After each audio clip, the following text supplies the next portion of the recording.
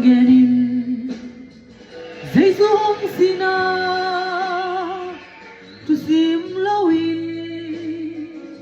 nom lai mo Hongenin Jesu hong sina han sung pani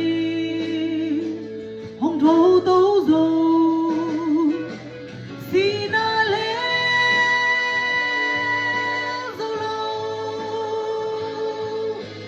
han sung pi tên dòng đào zo lo cây dòng thô khi đi sina hong lên dòng kiên về tao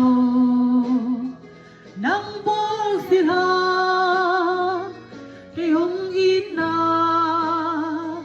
bay hun nấy lâu xin ai mấy hông tuom ha sao lâu ít na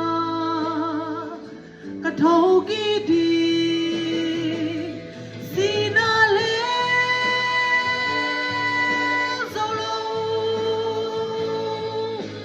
han sung mi tên dòng đào dâu lâu cây dòng thô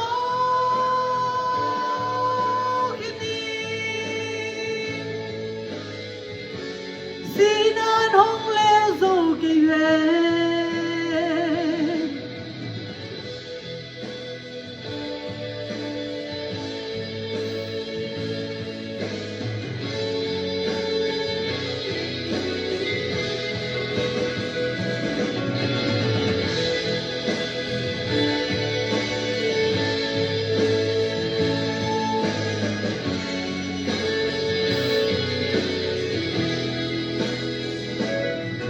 xin anh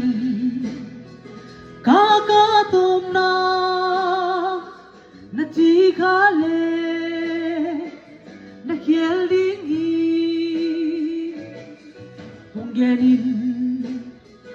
ring khá na leo dâu dia tum khát về hong thâu tâu đi cây hong